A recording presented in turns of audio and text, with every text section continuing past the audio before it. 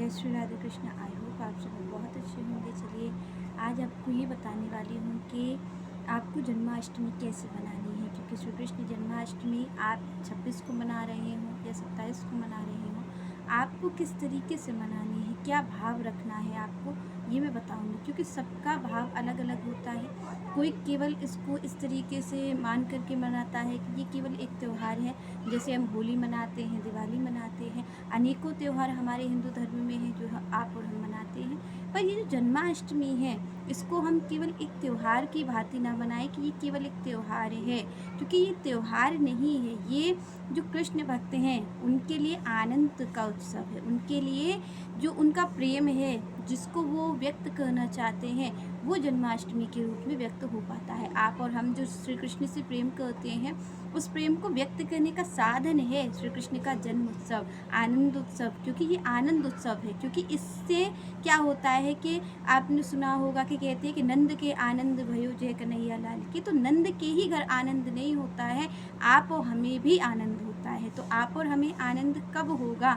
जब हम भगवान की जो जन्माष्टमी है उसको हम ये समझेंगे कि भाई केवल त्यौहार नहीं है, ये जो हमारे श्री कृष्ण हैं, जो हमारे लड्डू गोपाल हैं, उनका जन्मोत्सव है। तो आप और हम केवल ये ना समझ के मनाएं कि ये केवल भगवान का जन्मोत्सव है, हम ये सोच के मनाएं कि ये हमारे श्री कृष्ण का उत्सव है, ये आपके और हमारे हैं। क्योंकि श्री कृष्ण किसी एक के नहीं है, श्री कृष्ण ऐसा नहीं है कि श्री कृष्ण केवल जो कृष्ण भक्त हैं उनके नहीं है, श्री कृष्ण तो सभी के हैं।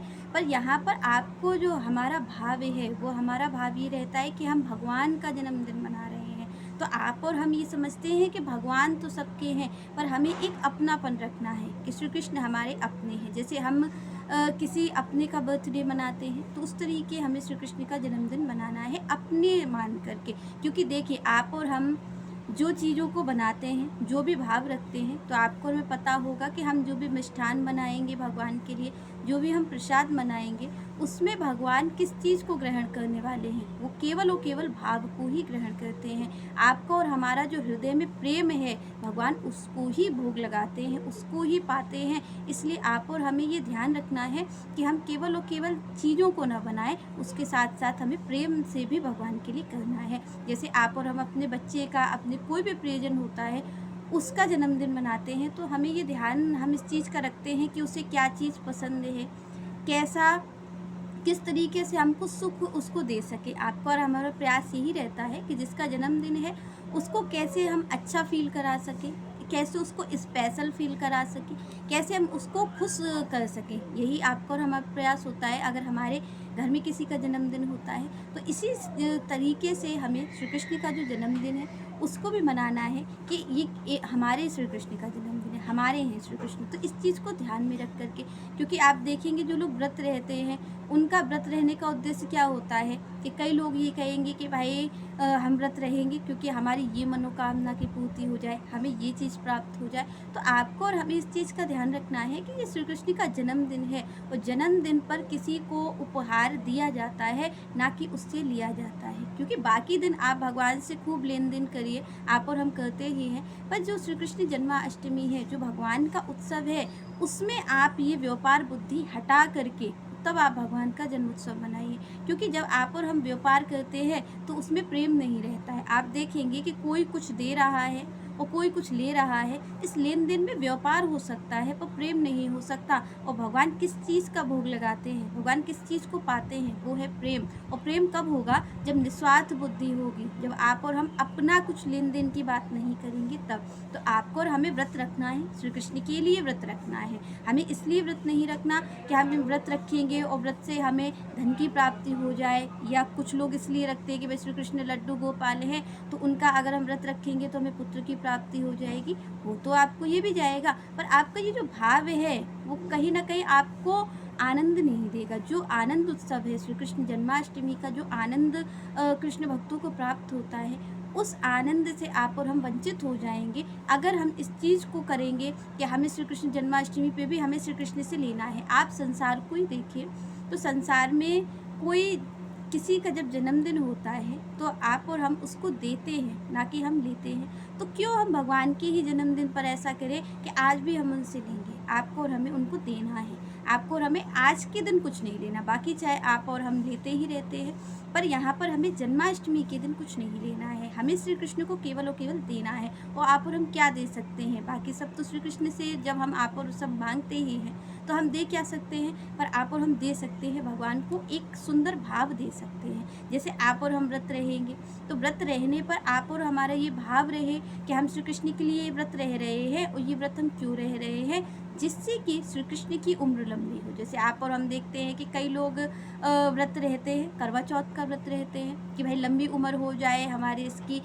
आप और हम जिससे प्रेम करते हैं उसके लिए ही करते हैं। तो हमें भगवान के व्रत में ये नहीं कि भगवान हमें कुछ दे दें, हमें भगवान के लिए करना है। आपको जो भी भाव मन में आए, पर आपका अपना कुछ नहीं होना चाहिए, आपका जो भी भाव आए। तो आप इस व्रत का जब संकल्प लें तो इस चीज़ को ध्यान रखिए कि आज का ये जो दिन है, जो श्री कृष्ण जन्माष्टमी का दिन है, वो किसको समर्पित है? वो श्री कृष्ण को समर्पित है। आज के दिन आप और हम अपने लिए कुछ नहीं करेंगे, आज के दिन आप और हम उनके लिए करेंगे। श्री कृष्ण जन्माष्टमी के दिन हम केवल और केवल श्री कृष्ण के लिए करेंगे जो भी क्रिया हम करेंगे। क्योंकि देखिए बाकी भक्ति में आपसे कहा जाता है कि सारा जो जीवन है भगवान को अर्पित कर दो, पर आप और हम ऐसा नहीं कर पाते हैं। तो कम से कम आप और हम एक दिन तो समर्पित भगवान को कर ही सकते हैं, जिसमें आपका और हमारा लेन देन ना हो, जिसमें कि हम भगवान से लेन देन ना करें। तो हमें श्री कृष्ण से क्या करना है कि हमें केवल और केवल श्री कृष्ण के लिए व्रत रखना है। कि इससे किस लिए हम व्रत रख रहे हैं? ये जो जन्माष्टमी का व्रत है वो हम क्यों रख रहे हैं? जिससे कि श्री कृष्ण को आनंद हो, श्री कृष्ण की उम्र लंबी हो जाए, श्री कृष्ण को सुख की प्राप्ति हो। इसलिए आप और हम इस भाव से श्री कृष्ण जन्माष्टमी का व्रत रखें।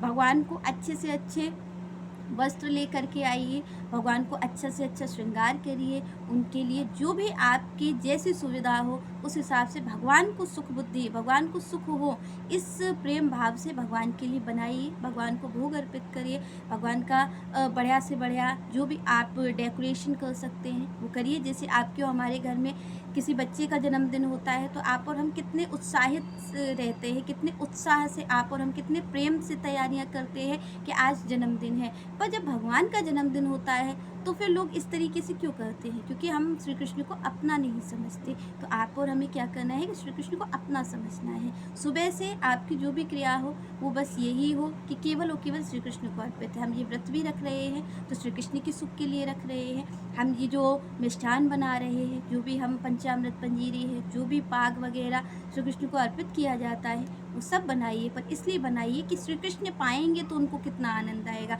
आपको और हमें इसलिए नहीं बनाना है कि हम भगवान को भोग लगा रहे हैं, हमें इसलिए बनाना है कि जब ये श्री कृष्ण पाएंगे तो उनको कितना आनंद आएगा, उनको किससे सुख होगा।